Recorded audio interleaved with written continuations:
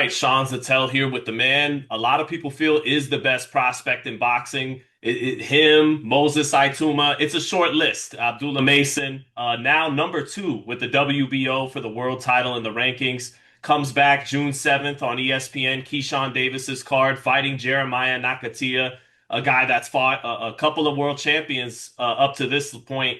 What's going on, Abdullah? How's everything? Everything's great. Last time I checked the WBO it was number six, so it's at number two now, huh? Yeah, with the WBO. Did you say Yeah. WBA? No, WBO, WBO. Yeah, number two. Last I checked. Oh man, that's that's a great ranking right there. That's a step closer to a world championship. So we feeling good today. Then I'm gonna put some good work in that gym. Yeah. I'll get the champion of that belt is obviously Keyshawn, and but I'll ask you about that a little later. We'll give Nakatia his respect, I guess, and start there, right? First, and kind of give him his respect. This is this the first time you're fighting a guy taller than you are? And I don't think his reach is as long as yours is, but tall fighter. What do you think of Nakatia? Uh, it's just the first time. I'm not sure. I fought fighters that were my height. A few fighters that were my height, and I feel like Nakatia, he's a great fighter because he liked to put his all into his punch. So he likes to punch. So he let his right hand go a lot. He got a strong jab that he uses. So he liked to let his hands go for sure. So I feel like this is gonna be a good step up because I'm gonna make him look like everybody else. Inshallah. Well, I know styles make fights. What do you think it was about him that he was able to go 12 with Shakur, but Murataya and God, another fighter that escapes me right now put him out in two, Tito Mercado. Those guys were able to put him out in a couple rounds. Why do you think that was? Uh, I think Shakur is a defensive first fighter. He stepped in there. He he uh he didn't. I don't feel like he had the need to step in there and then get on the inside and try to stop him or try to get Nakathila out of there. So I feel like he was a little more comfortable on the outside doing what he had to do. He knew he could win the fight easily that way. So I feel like that's the reason why he didn't get him out of there opposed to the other guys who wanted to step in there and make a statement and stop the Nakathila early. What's That's my take on it. so what's your temperament as it pertains to him in this fight then? Are you thinking get him out of there, make a statement, or take my time, take what's there? My predicament is make it look easy. I feel like nobody's ever stepped on the inside with him or stepped to him. Those guys, they did what they did from the outside or they. I feel I'm gonna just make this one look easy. That's my job. It's That's my. interesting. It's interesting, Abdullah, because you're talking about giving it to him on the inside, and you got freakishly long arms at this weight class. Why is that? Why do you want to work in the pocket when maybe someone else would take that long reach and want to keep it on the outside? I don't gotta work in the pocket. I'm gonna step in there when that bell ring. I'm gonna do what I feel. I'm gonna do what I feel is best, and I'm gonna listen to my corner. So if the inside is easy, I'm gonna step on the inside. If the outside is better, then I'm gonna be on the outside. So I'm gonna do whatever makes it easy. I'm gonna do what makes it better for me. That's first. And if it's a choice between either or, I'm gonna mix it up a little bit. So it's between me and me and him in front of me because I'm the one that's fighting him. So when I get in there and get used to him, listen to my corner, I'm gonna get in there. I'm gonna just have fun. So everybody else can have fun too. What do you think though allows you to be so good on the inside early in your career when again you got such long arms? You might someone else might look at it and say, "Oh well, the guy he's going to give up his leverage on the inside. He needs more extension and all that." On why are you able to fight good at a short distance with long arms like that? It just depends on how you work it. My father and my brothers they have a great way of training me. And we've worked on being on the inside and we've worked on being on the outside as well. But some fighters are just not comfortable doing it. And when you work when you work a certain way, you know what's comfortable for you. And I feel like I've worked enough to know what I feel comfortable doing on the inside or doing on the outside. So that's what makes it easy. Is there a similarity at there at all with Terrence Crawford? Because him too, he has these really long arms for his height, and he's able to deliver punches with a different kind of trajectory and delivery system than we normally see. What do you think of all that? Uh, I would say there could be a similarity there. There could be a similarity there. He's a fighter that likes to fight. And I'm a fighter that likes to fight also. I got an appetite for smoke. And so we gonna try to get it done either way. Inside, outside.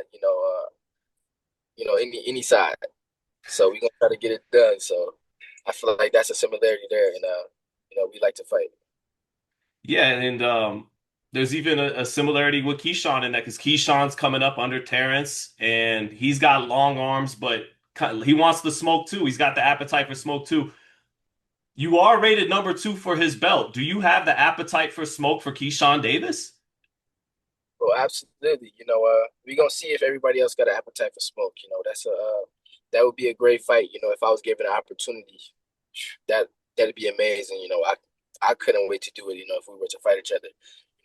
Me being ranked, me being number two, like I said earlier, I'm gonna go put in some work in the gym now. I'm gonna have some fun in there, knowing that. So that's gonna give me some more motivation for sure. Yeah, for sure.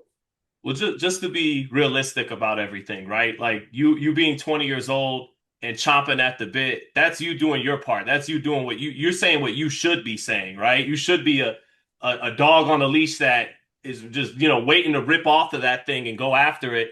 But at the same time, you have a team, you have a promoter, and I could see that Top Rank would say, well, let Keyshawn move up, and then Abdullah will fight for the WBO belt that he frees up. We're set, and also he's 26 and you're 20. As talented as you are, he's further ahead of his development, and that's like, is it really realistic that you could be fighting Keyshawn Davis anytime soon?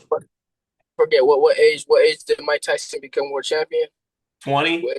20, right? So you know, I hear you. Yeah, I like it. Wilfred Benitez did it at 17, so. right. So either way I get it, I'm ready. If they put me against him, I'm ready to fight him. If they vacate it, I'm ready to contend for that vacated title. So it's definitely not too young at all. I'm right here. In the ranks fighting 10 rounders.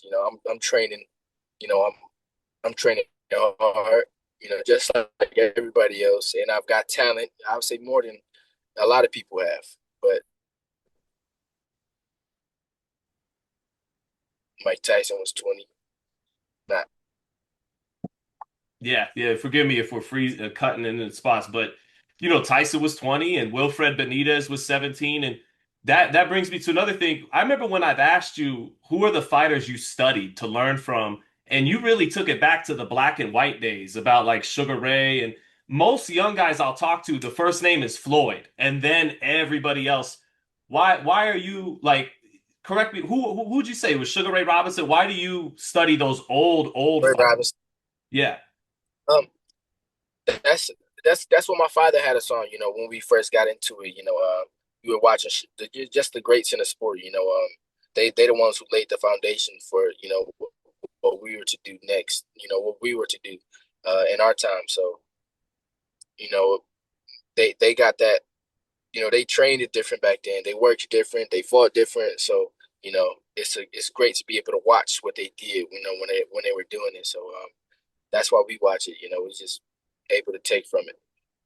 Now, I know the game is to be sold and not told, but what's some of the game you took from those old legends that you can share, if you will share with the fans that like you implement in how you fight? I would say some of the game I took is that all of them they had their own thing that worked for them. You know, they were themselves, but they had their own thing.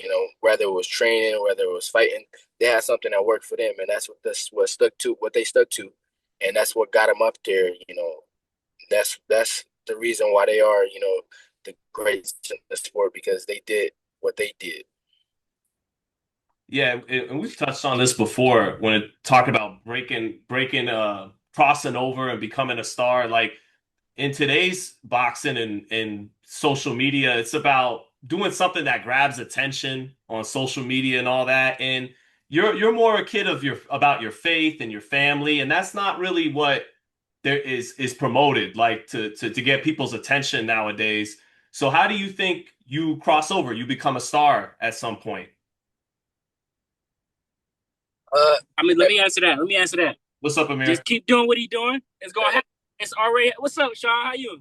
Good to see you, It's brother. already happening. He already started. Yeah, my stardom is being made inside the ring for sure. You know, that's one thing I can say about me. Mm-hmm. I'm not gonna do nothing I don't feel comfortable doing, and I like to chill. I like to relax and wait till that fight come up and go crazy. You know, make a splash. You know, that fight be circulating for the next few months until my next fight. So that's what's bringing me to that level where I'm gonna be a star. You know, a lot of people dig themselves deep with those talking and when they do have a performance that's not right. You know, it's a performance that won't be backing up all that talk. So me, I like to step in there and get the job done, and make a splash like that. Main event, Keyshawn and De Los Santos. How do you see that going? Um, I feel like Keyshawn. I feel like the fight might start off a little slower, but I feel like Keyshawn to get used to him and he'll probably adjust to him and he start picking at De Los Santos. And I feel like in the end, it's gonna be I feel like it might go to decision, but I feel like Keyshawn he'll start picking De Los Santos apart a little bit. Hey, thanks for your time, Abdullah. Looking forward to watching you fight June 7th. Thanks for your time, man.